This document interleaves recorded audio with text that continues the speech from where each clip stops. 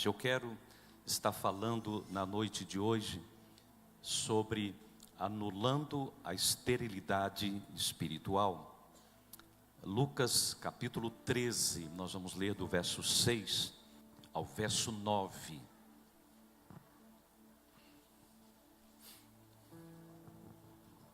Então, Jesus proferiu a seguinte parábola: certo homem tinha uma figueira plantada na sua vinha, e vindo procurar fruto nela, não achou.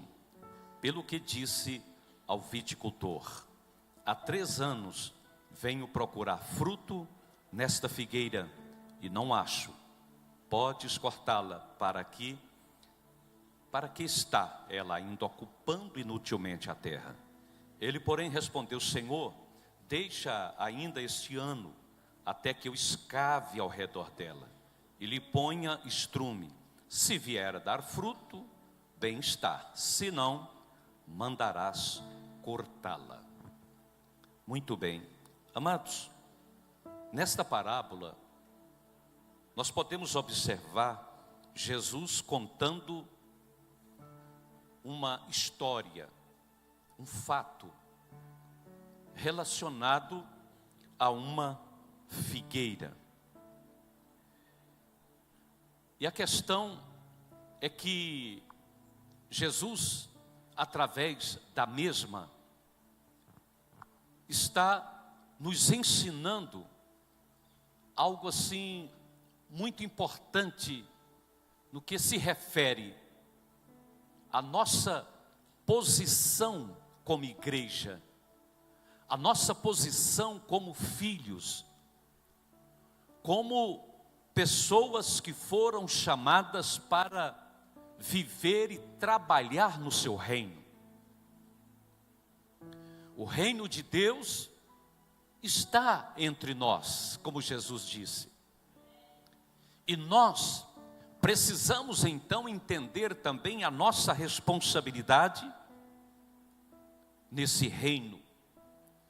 Qual a nossa função, nossa posição, nosso dever. E aqui, nesse texto, o Senhor usa a figura da figueira estéril para nos ensinar, para nos mostrar que nós, no reino de Deus, temos a responsabilidade, o compromisso de produzir frutos. Fomos chamados para gerar, fomos chamados para produzir, porque há uma semente plantada dentro de nós. Quando o Senhor Deus criou nossos primeiros pais lá no Éden, a ordem do Senhor a eles, após ministrar sobre eles, foi exatamente essa: crescei, multiplicai-vos. Então, há uma essência dentro de nós, que inclusive foi gerada através da experiência da salvação em Cristo Jesus, o nosso Senhor. Por isso, irmãos, aqui no verso 6, vai nos dizer: então Jesus proferiu a seguinte parábola: certo homem tinha uma figueira plantada na sua vinha, e vindo procurar fruto nela, não achou.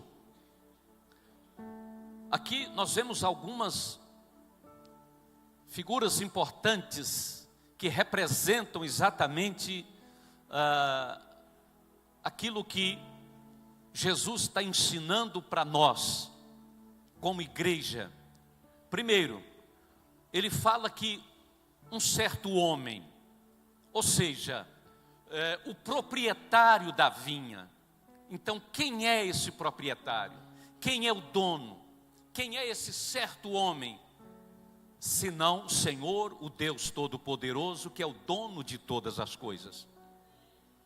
Ele é Deus, Ele domina sobre tudo, Ele reina sobre todos. Então, esse certo homem aqui, dono, proprietário daquela vinha, representa exatamente Ele, o Senhor Deus. Ele é o legítimo dono de tudo. Quem crê nisso? Ele é o Todo-Poderoso. Ele é que reina para todo sempre, né? Depois nós vemos aqui a vinha. A vinha se refere ao reino de Deus. Se refere a esse mundo que nós vivemos também.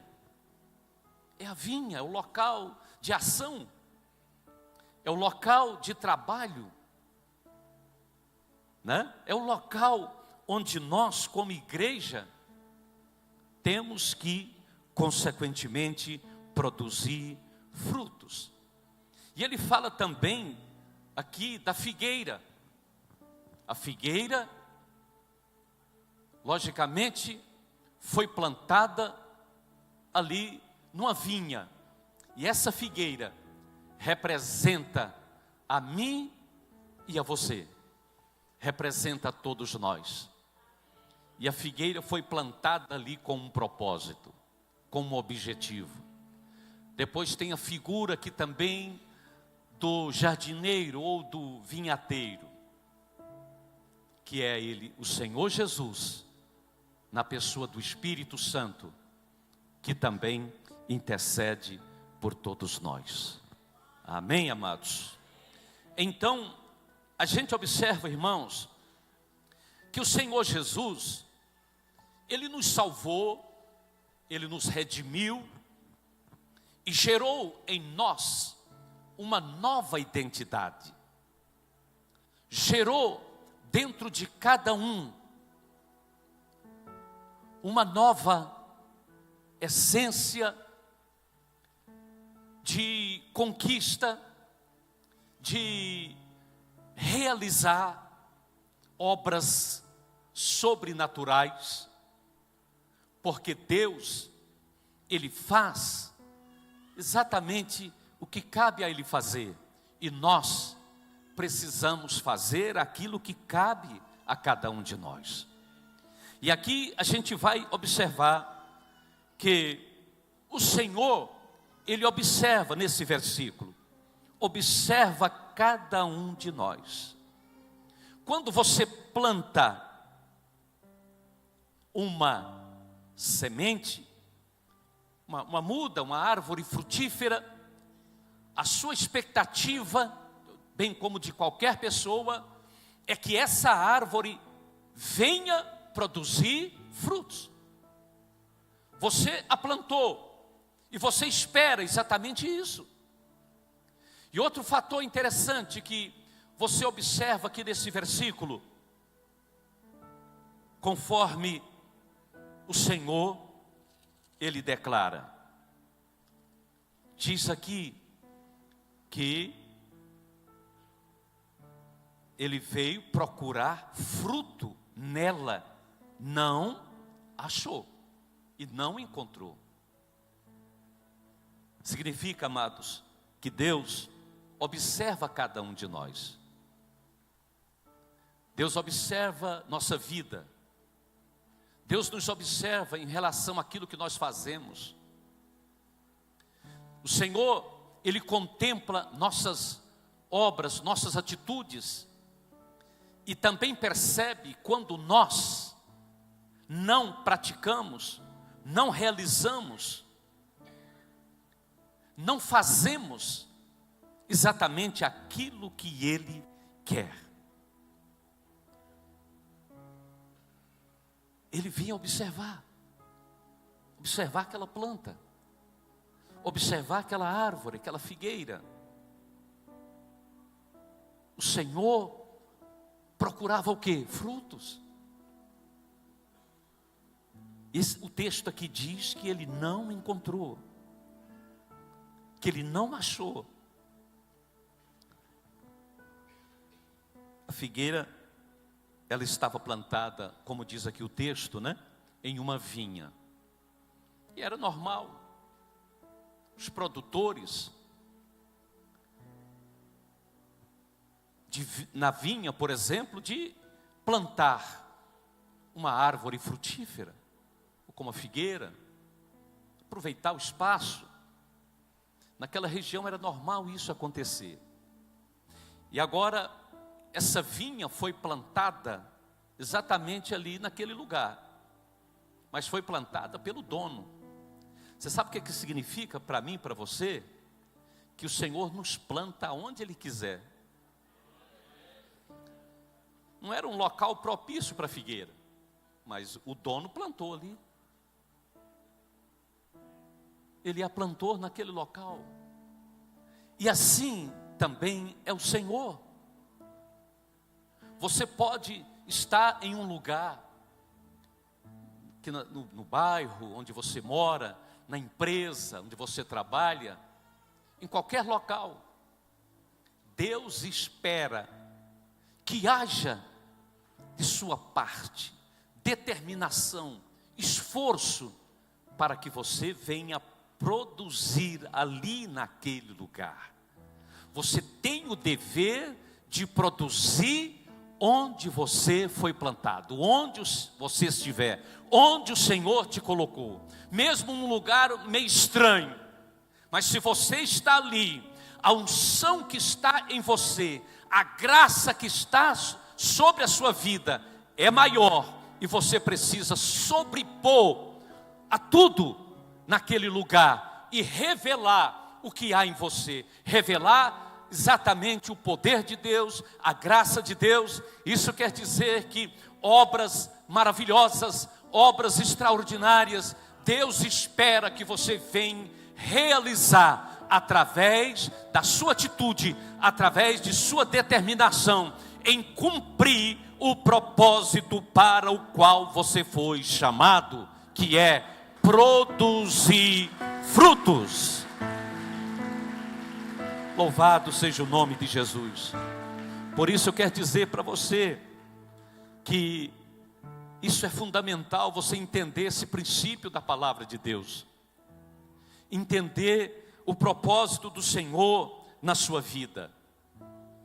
Cada um de nós, não importa nossa condição, nossa capacidade, nossa eloquência, nosso conhecimento, se nos colocamos diante do Senhor, se nos rendemos a Ele de todo o coração, então precisamos entender que o Espírito de Deus se move na nossa vida, que o Senhor está em nós. Lá em João 15, capítulo 15, verso 5, lá Jesus vai dizer que Ele próprio é a videira. Eu sou a videira, vós os ramos. Quem permanece em mim e eu nele, esse dá muito fruto, porque sem mim nada podeis fazer. Vamos ler juntos esse verso, vamos lá? Eu sou.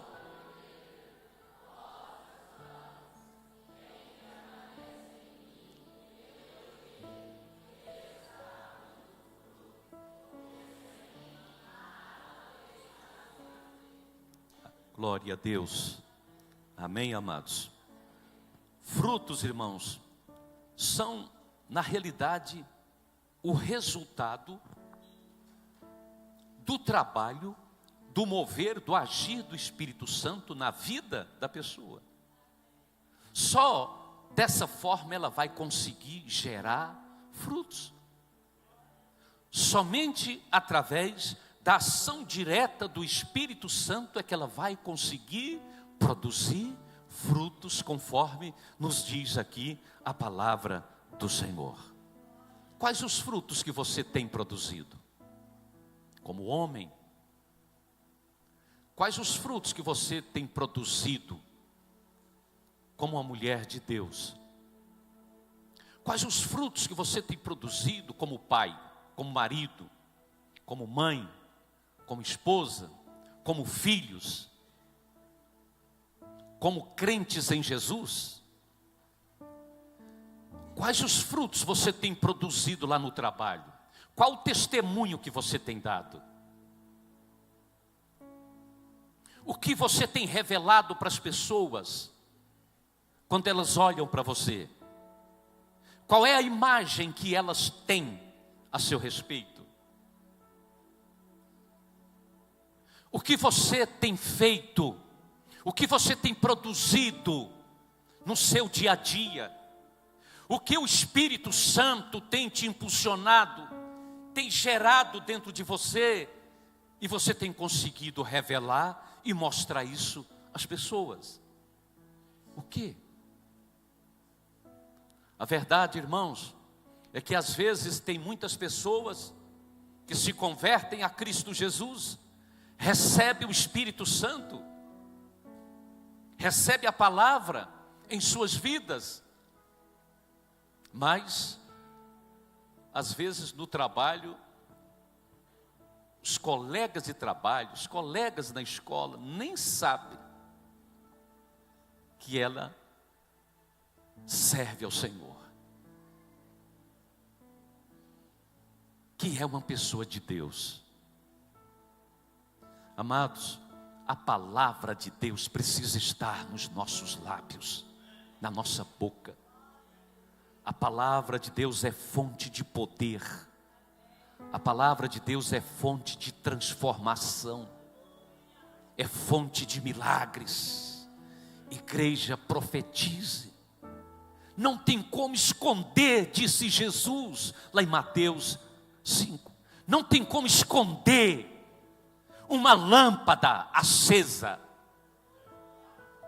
Se a lâmpada do Espírito Santo está acesa na sua vida, então ela precisa ser revelada, precisa iluminar a escuridão, precisa mostrar para as pessoas que há uma saída, que tem uma resposta, que há uma direção para ela, quando tudo parece não ter saída, quando tudo parece não ter mais jeito.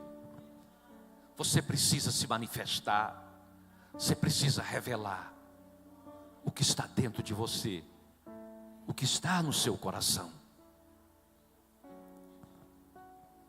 Por isso, nesta parábola, o Senhor Jesus, Ele chama a nossa atenção exatamente para os frutos que nós temos produzido.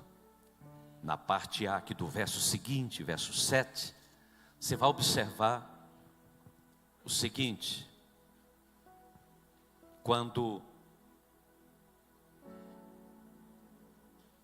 aliás, vou ler todo o verso aqui, número 7, para você entender melhor. Pelo que disse ao viticultor, há 3 anos venho procurar fruto nesta figueira e não acho. Amém? Podes cortá-la. Há 3 anos. O que essa figueira representa? Imagine, 3 anos, aquele dono da vinha indo procurar frutos. A gente não sabe quantas vezes ele foi, mas ele está dizendo que 3 anos ele foi ali procurar fruto. Bom, isso significa então, primeiro, que Deus não desiste de nós. Ele é misericordioso. Sempre Ele dá mais uma chance, mais uma oportunidade. Sempre Ele espera que haja uma reação por parte da pessoa. E você pode observar também nesse texto aqui, irmãos, em que Jesus está chamando a nossa atenção,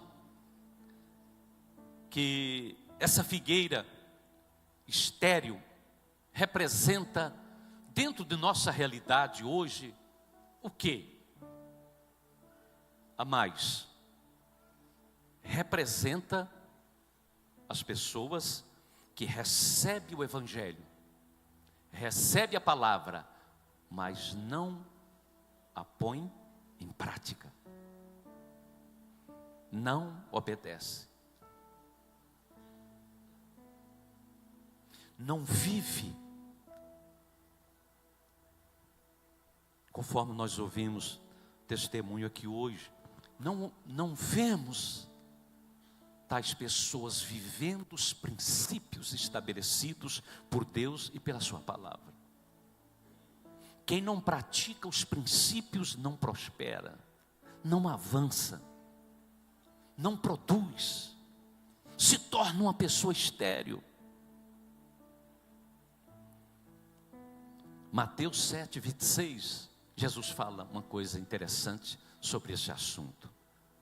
Jesus disse que o que ouve sua palavra e não pratica,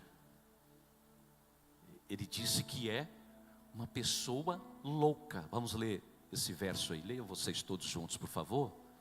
E todo aquele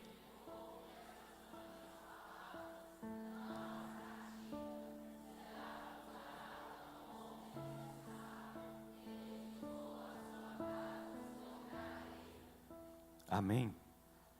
Quem entendeu aí o que Jesus está dizendo? Ele chama de um homem insensato, um homem louco. Então Jesus está falando que quem ouve, né, quem recebe a sua palavra, mas não a pratica, Jesus está dizendo que essa pessoa é louca, né? Insensato. É louco. Porque quem encontrou com Jesus, quem recebeu a sua palavra, encontrou a maior riqueza que alguém possa encontrar, que alguém possa imaginar.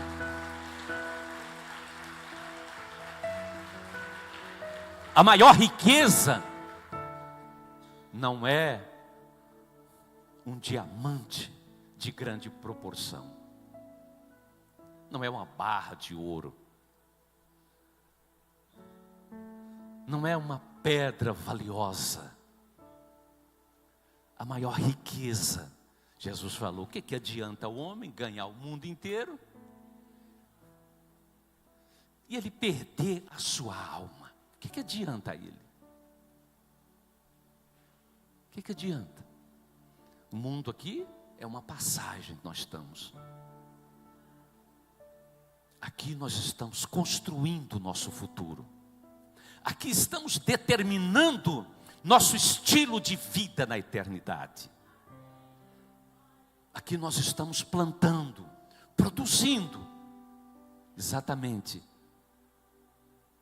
para definir o que nós iremos receber, qual a recompensa que teremos no futuro. Mas essa vida aqui acaba, tudo vai acabar. Viemos, nascemos nu, não trazendo nada para esse mundo, e não conseguimos absolutamente levar também nada dessa vida. Não adianta, não tem jeito. Não conseguimos levar nada desse mundo. Tudo aqui pertence ao Senhor, mas esperamos, os salvos em Cristo Jesus esperam a recompensa extraordinária que esses olhos humanos nunca conseguiram imaginar, visualizar, mas que Ele tem preparado para aqueles que amam e guardam a sua palavra.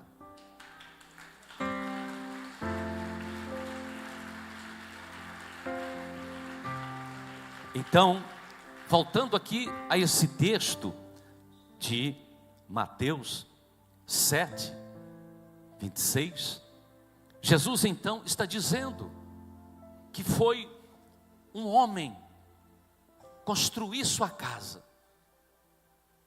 Mas esse homem, Jesus está dizendo que ele ouviu a palavra, recebeu as palavras de Jesus, mas não não as colocou em prática. Você pode observar aqui também um fator interessante, que a pessoa, quando ela recebe a palavra de Deus, quando ela não está em Cristo Jesus, a cabeça dela não fica boa. Por isso que ele chama de insensato, de louco. Só um louco para construir uma casa sobre a areia. Só um louco. Por que foi construir a casa dele na areia? Porque a cabeça não estava boa. Não estava funcionando bem. Não estava captando as coisas da maneira certa. Todo homem, toda mulher, todo jovem que não vive a palavra de Deus, que não guarda a palavra de Deus no seu coração, também constrói sua vida sobre areia. Edifica sua vida, que Jesus chama aqui de casa sobre areia. E uma hora o vento virá, tempestade virá, chuva virá. As tempestades sempre vêm ao nosso encontro, sempre vêm sobre nós. E certamente vai levar tudo à ruína, à destruição. Porque está ouvindo a palavra do Senhor, mas não consegue colocá-la em prática. Não conseguem viver a palavra do Senhor. E por isso, amados, nós precisamos entender que a palavra de Deus é para ser vivida, é para ser guardada no nosso coração e assim colocada em prática. Louvado seja o nome de Jesus. Um dia Jesus estava passando essa narrativa, né? Está lá em Mateus 21, 19. Jesus estava passando por uma estrada e ali ele viu uma figueira. Uma figueira próximo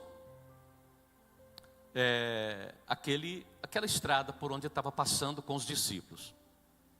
Jesus resolve ir àquela árvore procurar fruto. Mas é interessante que o evangelista Marcos faz questão de dizer que não era tempo dela produzir figo. Não era tempo, não era época. Não era época de produção. Mas Jesus foi procurar fruto. Jesus, a única coisa que agrada o coração dele são os bons frutos. Por isso ele procura os frutos em todo o tempo. E ele vai procurar fruto. Mas ele não encontra. E quando ele não encontra fruto naquela árvore, Jesus a amaldiçoa, dizendo: nunca mais nasça fruto de ti. Imediatamente a árvore secou. Amados, por que Jesus foi ali procurar fruto, mesmo sabendo não era época, que não era tempo?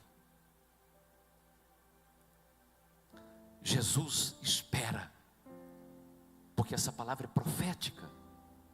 Ele espera que nós, como seus filhos, venhamos produzir a tempo e fora do tempo.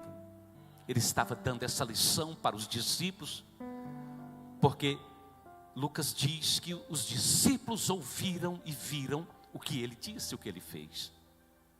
Deus espera isso de cada um de nós. O Senhor espera que nós venhamos produzir frutos a todo tempo, porque quem tem a unção da multiplicação, quem tem a unção da conquista, ele vai produzir em qualquer tempo por onde ele passar, em nome de Jesus. Louvado seja o nosso Senhor. Voltando aqui ao texto, você vai observar aqui parte final aí, parte B do verso de número 7. Quando aquele viticultor solicitou ao dono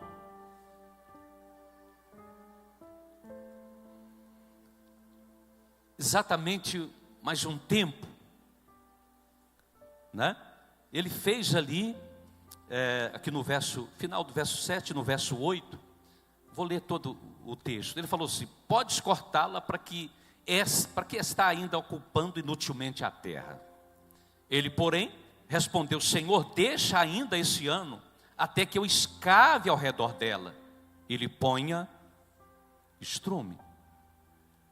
Então, aqui a gente vê, irmãos, primeiro, a ordem veio aqui, final desse versículo: pode cortá-la. Para que ela está ainda ocupando inutilmente a terra. Olha, uma árvore, ela existe, uma árvore frutífera existe para produzir frutos. E ele questiona isso.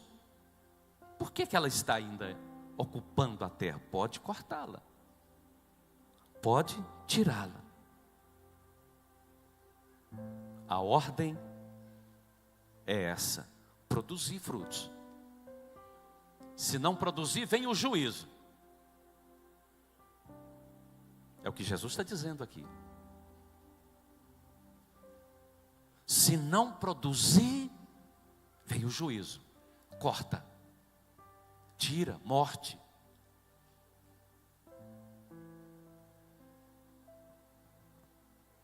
Mas um fato interessante aqui, irmãos, é que ele vem solicitando, aí entra Jesus,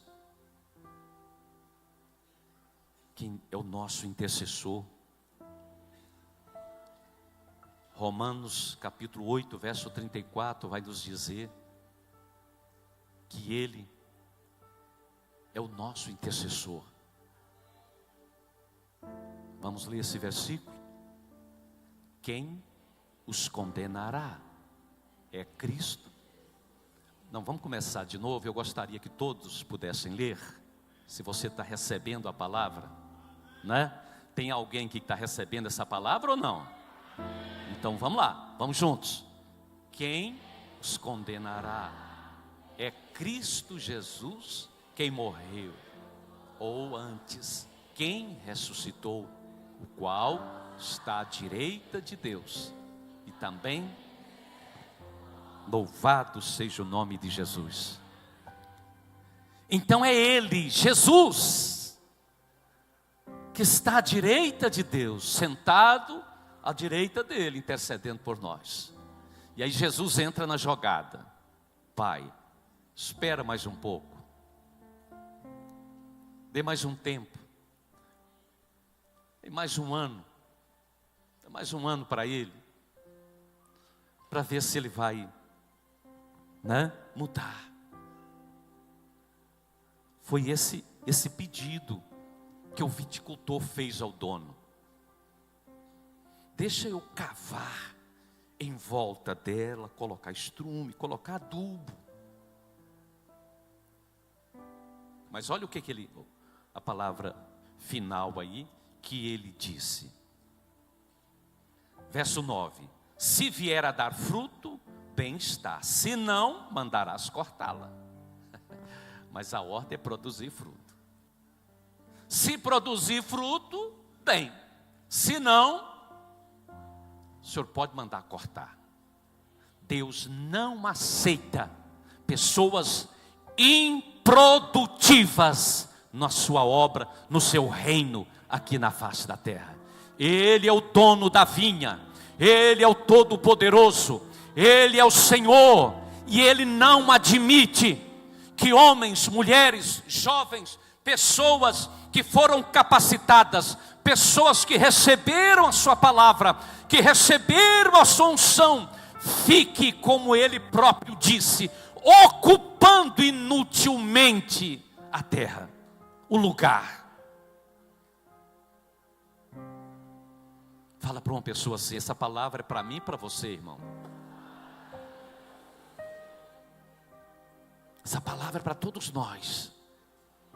A gente precisa, irmãos, Não levar, sabe, as coisas de Deus com brincadeira, mas levar com seriedade. É Jesus que está nos dizendo aqui. É Jesus que está chamando a nossa atenção. Se não houver frutos, o juízo vem. Vem de muitas formas. Vem com a morte espiritual. Falta de comunhão com Deus. Por isso há pessoas, às vezes, dentro da igreja, infrutífera, mas por quê? Eu não consigo orar. Não dou conta de jejuar. Eu não dou conta de evangelizar. Eu não dou conta de fazer nada. Porque estão mortas espiritualmente. Não conseguem produzir os frutos conforme o Senhor diz na sua palavra. E isso é perigoso. Porque o juízo de Deus pode vir a qualquer hora. A ordem do dono pode vir a qualquer hora. Corta. Já esperei demais. Corta, tira. O Espírito Santo em Cristo Jesus, ele fala uma vez, fala duas, fala três, fala quatro, mas chega um momento que ele não fala mais. E aí vem o que? O juízo. O juízo de Deus é implacável. Não tem jeito, ele espera, mas se não produzir, a ordem vem. É o que ele está dizendo aqui. Mas, voltando aqui, estou concluindo essa palavra. Você pode observar os versículos anteriores aqui desse capítulo, né? Capítulo 13. Por que Jesus contou essa parábola? Por causa do que ele falou aqui a partir do verso 1 do acontecimento aqui, do verso 1 até o verso 5. Por isso o verso 6 inicia assim: então Jesus proferiu a seguinte palavra, quer dizer, baseado nos acontecimentos. É que no início aqui, um grupo de pessoas chegam até Jesus, perguntando, questionando Jesus sobre um acontecimento. Alguns homens galileus que haviam sido mortos pelo governador Pilatos. E Pilatos mandou misturar o sangue deles com o sangue de animais que eram usados no sacrifício. E aí dá a entender que eles estavam questionando o porquê desse acontecimento. E aí Jesus fala assim, verso 2, ele porém lhes disse: pensais que esses galileus eram mais pecadores do que todos os outros galileus, por terem padecido estas coisas? Não eram. Eu vou-lo afirmo, se porém não vos arrependerdes, todos igualmente perecereis. E aí ele ainda fala sobre outro fato, verso 4. Ou cuidais que aqueles 18, sobre os quais desabou a torre de Siloé e os matou, eram mais culpados que todos os outros habitantes de Jerusalém? Não eram. Eu vou-lo afirmo, mas se não vos arrependerdes, todos igualmente perecereis. E aí ele entra contando a parábola em cima desse fato. Aliás, essa questão aqui, o que tem de acusadores, né? O que tem de acusadores? Fulano está passando por isso. Isso é o pecado.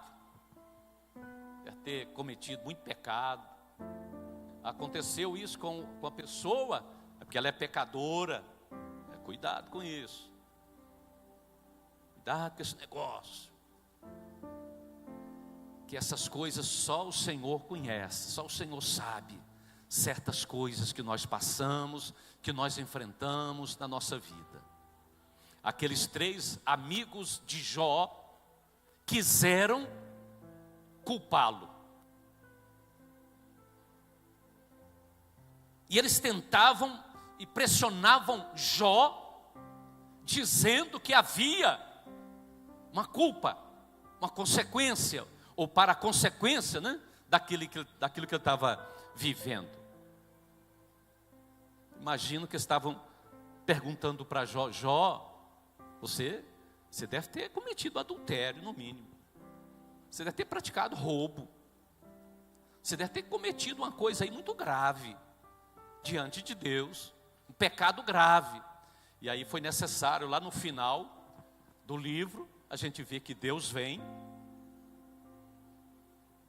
e Deus fica irado com aqueles homens, com as colocações deles, e o Senhor vem em defesa de Jó. Aqui Jesus está falando: vocês estão pensando que o fato dessas pessoas terem morrido daquela forma, aqueles cuja torre de Siloé caiu em cima deles e os matou, ou os que foram mortos por Pilatos, são mais pecadores? Não. Se vocês não se arrependerem, disse Jesus, disse para eles, se vocês não se arrependerem de seus pecados, a consequência virá sobre vocês da mesma forma. Da mesma forma. Então, o que Jesus, nesse capítulo, está mostrando? Exigindo arrependimento. Arrependimento. Arrependimento por não produzir obras vivas de fé. Arrependimento por ser, às vezes, pessoas infrutíferas. E Deus, amados, está nos chamando para conquistas. Deus está nos chamando para alcançarmos patamares mais elevados, onde Ele atua, onde Ele se manifesta.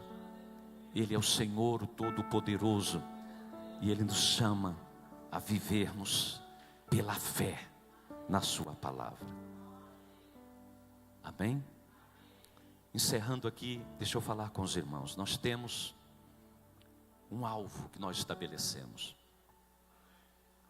Um alvo para alcançar 120 vidas. Muitas vezes já foram alcançadas. Desde agosto para cá. Você precisa ter cuidado para você não ser uma pessoa carnal. Para não ser uma pessoa comum. Nós cantamos aqui no início desse culto que vivemos por fé, que caminhamos não pelo que sentimos, mas caminhamos pela fé. É bonito cantar isso, mas quem realmente vive pela fé?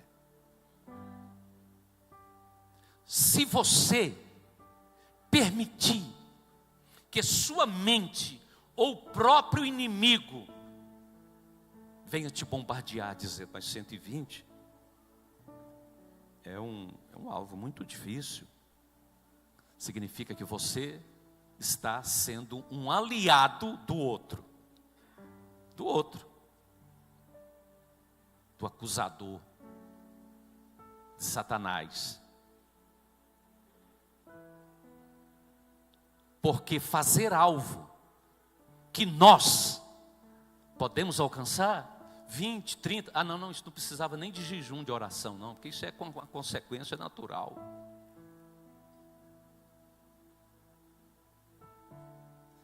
Mas nós estamos fazendo o alvo para usarmos a fé e não usarmos a lógica.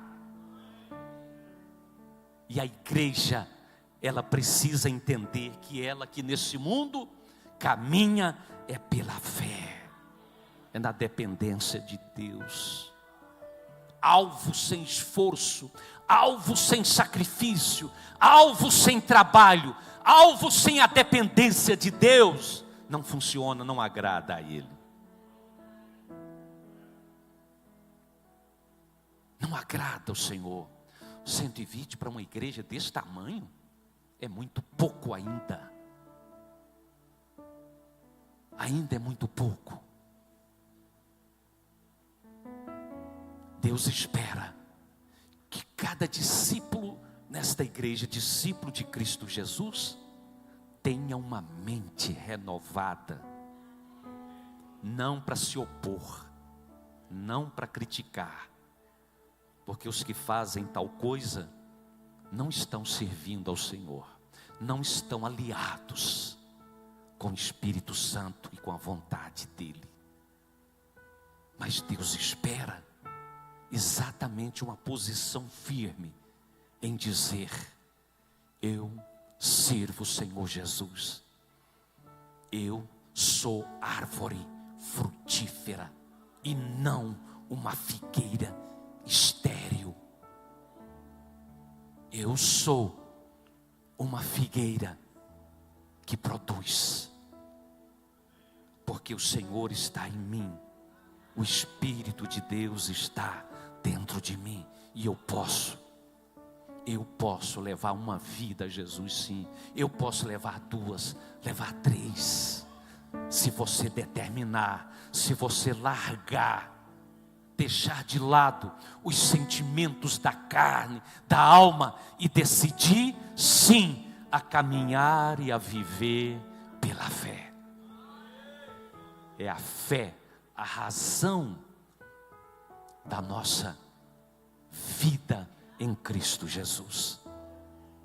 É através da fé que nos movemos, é através da fé que nós caminhamos, é através da fé que avançamos e que cumprimos a vontade de Deus. Porque tem um que está lutando desde o início para que esse alvo não seja alcançado, que é Satanás. Só ele.